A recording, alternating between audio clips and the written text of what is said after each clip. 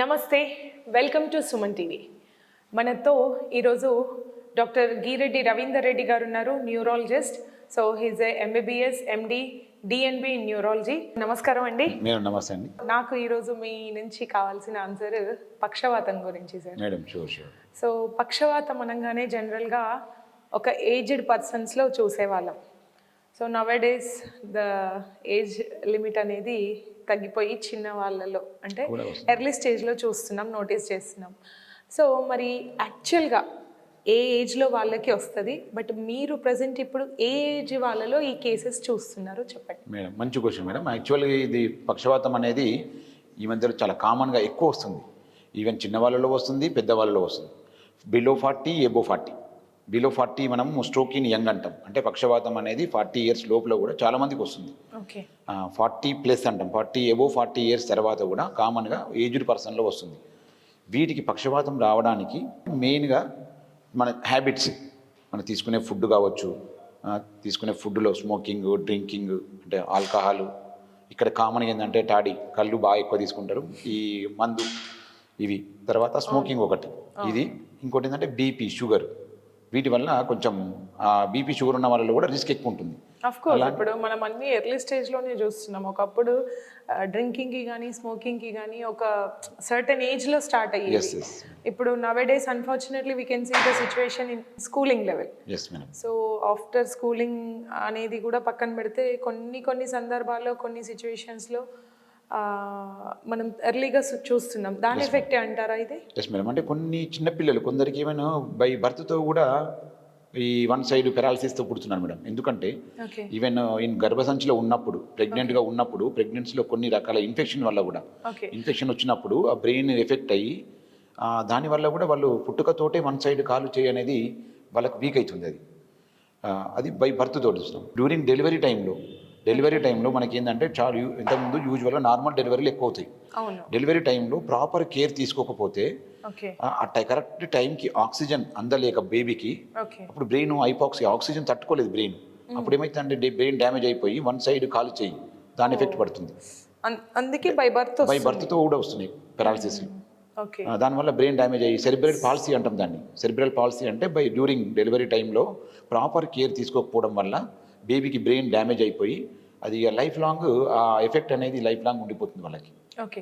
So దీనికి passive smoking effect కూడా ఉంటుంది అంటారా? అంటే ఎందుకంటే ఓంబ్ నుంచి వస్తుంది, గర్భసంచి నుంచే ఇట్లాంటి ప్రాబ్లమ్స్ ఫేస్ చేస్తారు అని అంటున్నారు కదా. సో దీనికి ప్యాసివ్ స్మోకింగ్ ఎంతవరకు కాజ్? ప్యాసివ్ స్మోకింగ్ కూడా ఆల్మోస్ట్ యాక్టివ్ స్మోకర్స్ లాగా మేడం. మనం తీసుకునే కంటెంట్ ఆఫ్ స్మోక్, పక్కనే కూర్చొని తాగుతున్నాడు మన ఫ్రెండే కావచ్చు, మనం ఎవ్రీడే ఫ్రెండ్తో కలుస్తున్నాము, ఆ ఫ్రెండ్ డైలీ ఒక 10 సిగరెట్స్ 20 సిగరెట్స్ తాగుతున్నాడు. మనం తాగకపోయినా పక్కనే ఉంటున్నాం కాబట్టి ఆల్మోస్ట్ తనకి 90% తీసుకుంటే మనం 50% తీసుకున్నట్టు. 50% తీసుకున్నట్టు మనం ప్యాసివ్ స్మోకింగ్లో. ఓకే. సో మరి ఈ పక్షవాతం రాకుండా ఉండాలి అంటే ఏం చేయాలి? నేను అంటే ఏజ్, మనం ఇప్పుడు ఈ ఏదైతే చిన్నపిల్లల్లో పెరాలసిస్ వస్తుంది, సెరిబ్రల్ పాలసీ వస్తుంది అన్న దానికి మనం అంటే ముందు నుంచే ఐడెంటిఫై చేయడము ప్రాపర్గా. ఇప్పుడు డెలివరీస్ కూడా చాలా వరకు అన్ని హాస్పిటల్లో అవుతున్నాయి. ఒకప్పుడు ఇంటి దగ్గర చేసేవాళ్ళు డెలివరీస్, ఇప్పుడు అన్ని హాస్పిటల్లో అవుతున్నాయి కాబట్టి అవి కూడా చాలా వరకు తగ్గినాయి. మనం చూసుకుంటే రిలేటివ్గా చూసుకుంటే తగ్గినాయి. డెఫినెట్గా ఒక ట్రైన్డ్ పర్సన్ దగ్గర డెలివరీ చేసుకోవడం, అది నార్మల్ డెలివరీ ఇండికేషన్ ఉంటే సిజేరియన్ అనేది ఆ డాక్టర్ డిసైడ్ చేస్తారు వాళ్ళు. But anyway delivery, normal delivery అయినా సిజేరియన్ అయినా ప్రాపర్ కేర్తో చేస్తే దాన్ని ప్రివెంట్ చేయొచ్చు. తర్వాత నెక్స్ట్ మనకు ఈ పుట్టిన తర్వాత ఈ ఆక్సిజన్ సరిగా అందకపోవడం, లంగ్స్ సరిగా డెవలప్ కాకపోవడం, అలాంటప్పుడు కూడా చాలా వరకు కేర్ వచ్చింది, నియోనటల్ కేర్ వచ్చింది. వాళ్ళు కూడా చాలా వరకు ఆక్సిజన్ పెట్టాలి. ఆ లంగ్స్ మ్యాచ్యూర్ కాకపోతే వాళ్ళు కూడా ఏదైతే ఇవ్వాలో, ఇంజెక్షన్స్ ఇవ్వాలో స్టీరాయిడ్ మ్యాచ్యూరిటీ పెంచడానికి కోసం, అది కూడా ప్రాపర్ టైంలో తీసుకుంటే దానివల్ల కూడా బ్రెయిన్ డ్యామేజ్ కాకుండా ప్రివెంట్ చేయొచ్చు. ఇంకా సర్టెన్ ఏజ్ అంటే ఇప్పుడు 20 ఇయర్స్లో కూడా చూస్తున్నాం మనం, బిలో 40 స్ట్రోక్ ఇన్ యంగ్ అన్నాం. అందులో వాళ్ళు ఏంటంటే కామన్గా వాళ్ళు ఇప్పుడు మీరు చెప్పారు, ఇప్పుడు స్కూల్లో కూడా డ్రగ్స్ అలవాటు అయిపోయింది, స్మోక్ చేస్తున్నారు, ఆల్కహాల్. చిన్న పార్టీ అయినా బర్త్డే అయినా తీసుకోవాల్సిందే, అది మంచిదైనా చెడు అయినా తీసుకుంటున్నారు. ఇప్పుడు దాని రిజల్ట్ ఎక్కడ ఎవరు ఆలోచించట్లేదు. ఇప్పుడు కన్జంప్షన్ అనేది బాగా ఎక్కువైపోయింది, ఆల్కహాల్ కన్జంప్షన్ ఎక్కువైపోయింది. దాంతోపాటు సైమల్టేనియస్గా ఆల్కహాల్ తీసుకున్న వాళ్ళు యూజువల్గా స్మోకింగ్ కూడా అలవాటు అయిపోయింది. ఈ రెండు కలిసినాయంటే మనకు స్మోకింగ్, ఆల్కహాల్ రెండు కలిసినాయంటే చాలా వరకు రిస్క్ ఎక్కువ ఉంటుంది. ఓకే. సో మరి పెరాలసిస్ రావడానికి రీజన్ ఏంటి? అంటే ఇప్పుడు ఈ ఫుడ్ అండ్ హ్యాబిట్స్ని పక్కన పెడితే మామూలుగా ఎలా దాన్ని ఫైండ్ అవుట్ చేస్తారు? మేడం అది యాక్చువల్గా ఈ పెరాలసిస్ రావడానికి మెయిన్ కారణం ఏంటంటే BP, sugar, smoking and drinking. ఇవి 4 మేజర్ రిస్క్ ఫ్యాక్టర్స్ స్ట్రోక్ రావడానికి. ఈ స్ట్రోక్లో కూడా మనకి ఏంటంటే యూజువల్గా బ్లడ్ క్లాట్ అవ్వడం అనేది ఒకటి, లోపల రక్తం కారడం ఒకటి. అంటే గడ్డగట్టినా కాలుచే పడిపోతుంది, రక్తం కారినా కూడా కాలుచే పడిపోతుంది. ఓకే, మరి వీటిని అంటే రక్తం గడ్డ కట్టింది, కారింది, దీనికి రీజన్స్ అంటే హై బీపీ అని చెప్పారు కరెక్టే, but how it comes out అంటే ఎలా మనకి గడ్డ కట్టడానికి రీజన్ ఏంటి, లేదా అదే బర్స్ట్ అయిపోయి లీక్ అవుతుంది మీరు చెప్పిన దాని ప్రకారం? సో మరి దానికి రీజన్ ఏంటి? ఫస్ట్ గడ్డ కట్టడం కామన్ మేడం. ఈ పక్షవాతం 100 మందికి పెరాలసిస్ వచ్చింది అంటే అందులో ఒక 80 మెంబర్స్కి 80 మందికి బ్లడ్ క్లాట్ అవుతుంది, 20 మెంబర్స్కి రక్తం కారుతుంది. ఈ రక్తం గడ్డగట్టడానికి మెయిన్ కారణం ఏంటిదంటే బీపీ, బ్లడ్ ప్రెషర్, షుగర్. ఈ బ్లడ్ ప్రెషర్ వల్ల ఏమవుతుందంటే లోపల రక్తనాళాల్లో, పైపులలో, మన బ్రెయిన్లో రక్తనాళాల్లో చేంజెస్ వస్తుంటాయి. ఆ ప్రెషర్, హై ప్రెషర్, బీపీ ఎక్కువ ఉంది అంటే బ్లడ్ ప్రెషర్ ఎక్కువ ఉందని. ఆ ప్రెషర్ ఎక్కువ ఉన్నప్పుడు ఏమవుతుందంటే రక్తనాళాల్లో చేంజెస్ వస్తాయి, మార్పులు వచ్చేసి ఆ ఎండోథీలియం అని ఉంటుంది, అది డ్యామేజ్ అయిపోయి అక్కడ నుంచి మన రక్తం అనేది అక్కడ మొత్తం మూసుకుపోవడం స్టార్ట్ అవుతుంది.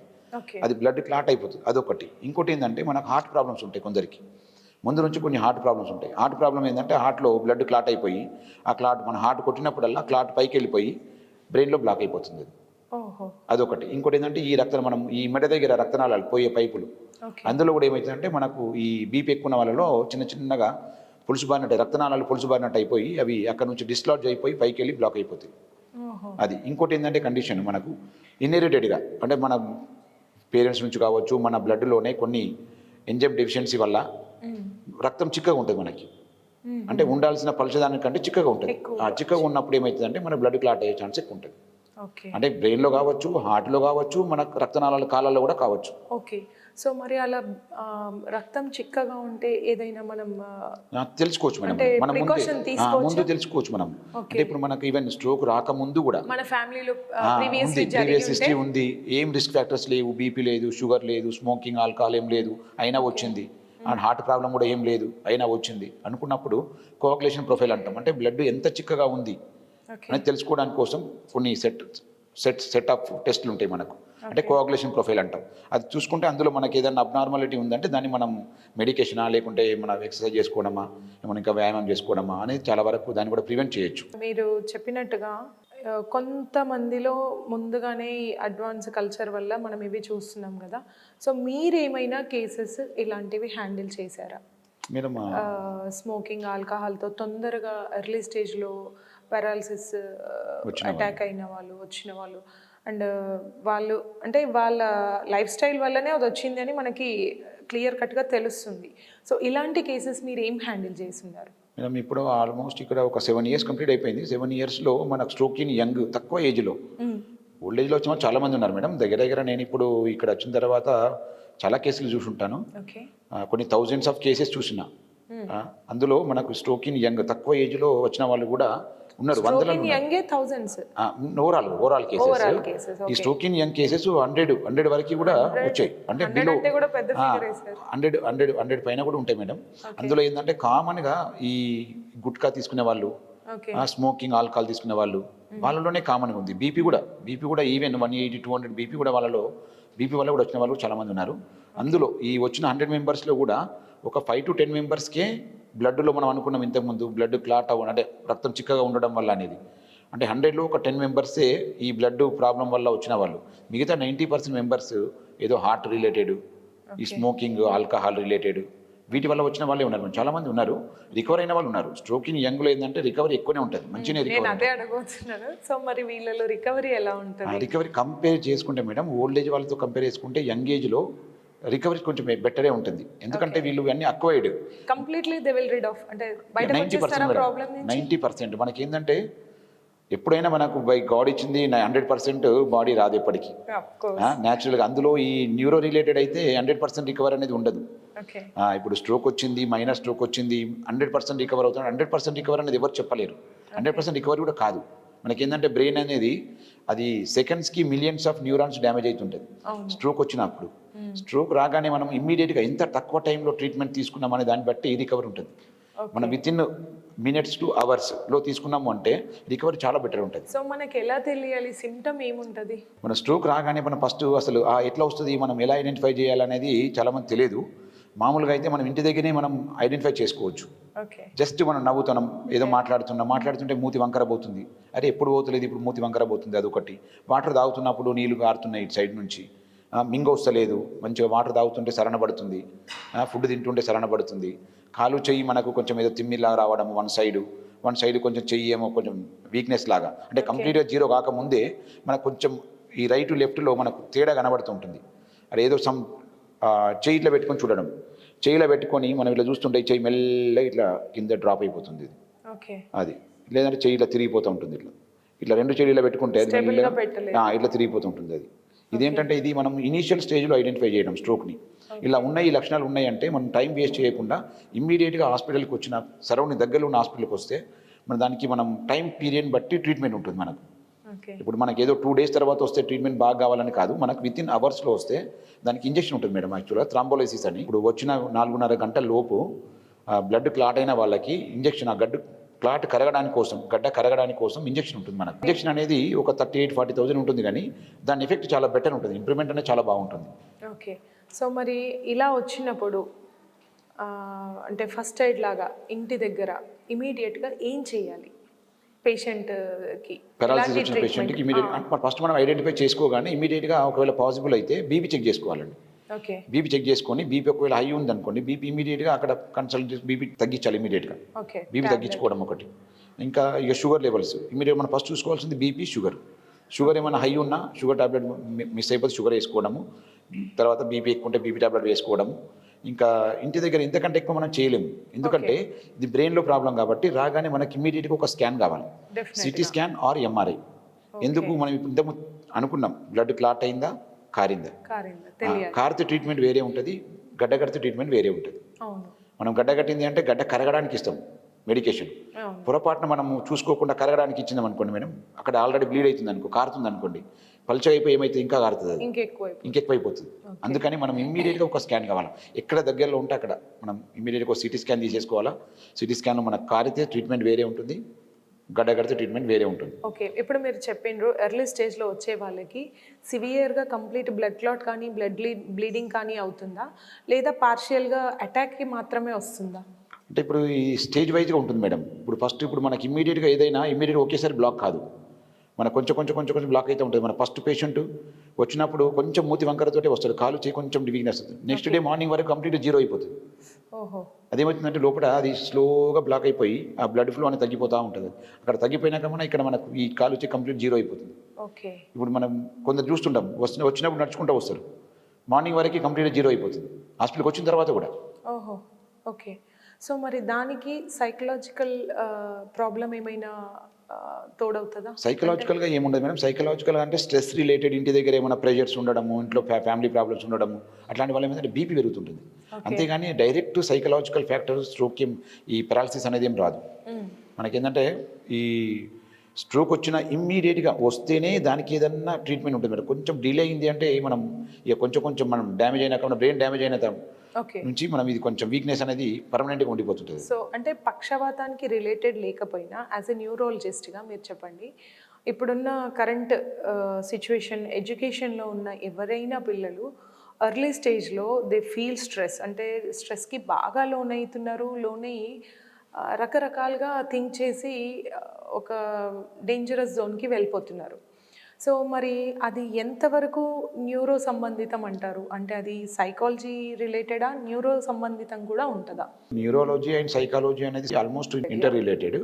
మనకేంటంటే సైకాలజీ అనేది మనం మామూలుగా వితౌట్ మెడికేషన్ తోటి, కౌన్సిలింగ్ తోటి వాళ్ళని దాని నుంచి బయటకు తీసుకురావచ్చు. బట్ ఏంటంటే ఆ స్ట్రెస్ ఫీల్ ఫస్ట్ స్టార్ట్ అవుతుంది నర్వ్స్ రిలేటెడ్. మనం అప్పుడు అలాంటప్పుడు ఏం చేస్తామంటే, మనం కొంచెం యాంగ్జైటీ ఉంది, టెన్షన్ పడుతున్నాడు అన్నప్పుడు యాంగ్జోలైటిక్స్ అంటాం. అంటే టెన్షన్ తగ్గించడానికి అంటే కొంచెం ఎక్సర్సైజ్ చెప్తాం, అంటే యోగా కానీ, మెడిటేషన్ కానీ, రిలాక్సేషన్ ఎక్సర్సైజెస్ కానీ. అది కూడా చేసినా కూడా రిలీఫ్ లేదు అంటే ట్యాబ్లెట్స్ ఉంటాయి మేడం. దానికి సింగిల్ ట్యాబ్లెట్ వేసుకుంటే కొందరు చూస్తాం చేతులు వణికిపోతూ ఉంటాయి, గుండె దడదడ అవుతుంటుంది, నిద్ర పట్టకపోవడము, ఈ సెల్ ఫోన్ అడిక్ట్ అయిన వాళ్ళు ఏంటంటే ఇక ఫోన్ లేకపోతే కదా మనం ఆల్కహాల్ తీసుకునే వాళ్ళు కదా, ఆల్కహాల్ తీసుకోకపోతే ఎట్లా అయిపోతుందో, ఫోన్ లేకపోతే కూడా అట్లా అయ్యే వాళ్ళు ఉన్నారు, పిల్లలు కూడా ఉన్నారు మేడం. అవును చూస్తున్నాం. కాబట్టి అట్లాంటిది ఏంటంటే కొంచెం ఈ థెరపీ, ఈ సైకలాజికల్ కౌన్సిలింగ్ ఒకటి, కౌన్సిలింగ్ నుంచి కూడా కాకపోతే మెడికేషన్ కూడా ఉన్నాయి దానికి. ఓకే. అండ్ ఈ పిల్లల్లో ఎవరైతే స్టడీస్లో ముఖ్యంగా ఒక 10-12 ఏజ్ నుంచి ఒక 20-25 వరకు అదే మెయిన్ ఒక కెరియర్ డిసైడ్ చేసుకునే ఏజ్ గ్రూపు. సో అక్కడే కొంచెం స్ట్రెస్ అంటే చైల్డిష్నెస్ తగ్గి ఒక ఒక ప్రెషర్కి లోనయ్యే స్టేజ్ ఇది. సో అందులో కొంతమందికి ఈ న్యూరాలజీ ప్రాబ్లం వల్ల అంటే నర్వ్స్ ప్రాబ్లం వల్ల తల తిప్పి పడిపోవడం అట్లాంటి కేసెస్ కూడా చూస్తారు మీరు జనరల్గా. సో మరి వీళ్ళు ఎలాంటి జాగ్రత్త తీసుకోవాలి, వీళ్ళకి ఏంటి ట్రీట్మెంట్?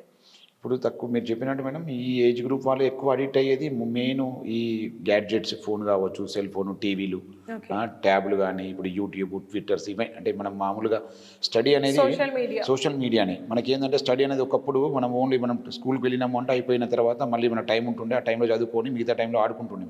అట్లా లేదు, సేమ్ టైం ఉన్నా కూడా వాళ్ళకి ఇప్పుడు 6 o'clock నువ్వు ఆడుకో అని చెప్పినాం అనుకోండి, మనకి ఇప్పుడు ఈ టైంలో మనకి ఎప్పుడు 6 అవుతుందని టైం చూస్తున్నారు, ఎప్పుడు 6 అవుతుంది చూస్తున్నారు, కానీ ఆ టైంలో చదవాల్సిన టైంలో చదవలేకపోతున్నారు. అది మనం ఏంటంటే అది కొంచెం ఆ స్టడీకి ఇప్పుడు చాలామంది మా ఫ్రెండ్స్ కూడా హాస్టల్లో వేస్తున్నారు. ఇప్పుడు ఇంటి దగ్గర పక్కన స్కూల్, మంచి స్కూల్ ఉన్నా కూడా హాస్టల్లోనే వేయాల్సిన పరిస్థితి వస్తుంది. ఎందుకంటే ఇంట్లో ఉంటే ఇవన్నీ అవైలబుల్ ఉంటాయి, అందుకని చదువుతలేనని చెప్పి తీసుకుపోయి అక్కడ స్కూల్లో, హాస్టల్లో అట్లా వేయడం జరుగుతుంది. అది కానీ వీళ్ళకి ఏంటంటే కొంచెం కౌన్సిలింగ్ ఇచ్చి మనం మధ్యలో ఇట్లానే మనం పేరెంట్స్ కూడా అబ్జర్వ్ చేస్తుండడము, మనం వేరే వాళ్ళు ఎలా చదువుతున్నారు, స్టడీ అనేది చాలా ఇంపార్టెంట్. స్టడీ వేరే వాళ్ళు ఎలా చదువుతున్నారని కంపేర్ చేయడం, పిల్లల్ని కంపేర్ చేసుకోవడం. అంటే ఓవరాల్గా నువ్వు నీకు ఫస్ట్ ర్యాంక్ వచ్చింది, ఫస్ట్ ర్యాంక్ రావాలని కంపేర్ కాదు, హెల్తీ కంపారిజన్ అనేది ఇంపార్టెంట్. ఇప్పుడు బాబు చదువుతున్నాడు, ఏం చేస్తున్నాడు, ఇప్పుడు ఈ టైంలో చదువుతున్నాడు, ఈ టైంలో ఆడుతున్నాడు, ఈ టైంలో ఇట్లా చేస్తున్నాడు అంటే అది మనం కొంచెం కంపారిజన్ చేసుకోవడం. ప్లస్ ఇంకోటి ఏంటంటే పిల్లలకి రెగ్యులర్గా మనం కూర్చొని మాట్లాడుకోవడము అవి ఉండాలి. ఎవరి బిజీలో వాళ్ళు ఉన్నా కూడా పిల్లలకి ఏమవుతుందంటే వాళ్ళకి ఒక ఛాన్స్ ఉంటుంది. ఇప్పుడు ఈ బిజీలో మాత్రము పేరెంట్స్, పిల్లలు ఈ మాట్లాడడము, ఈ గ్రాండ్ పేరెంట్స్తో కలిసి ఉండడము అనేది అవన్నీ తగ్గిపోతున్నాయి. వాళ్ళ పని వాళ్ళు ఉంటున్నాం, మన పనిలో మనం ఉంటున్నాం. పిల్లలు ఏమవుతుందంటే ఈ వీటికి అడిక్ట్ అయిపోతున్నారు. అది ఓకే.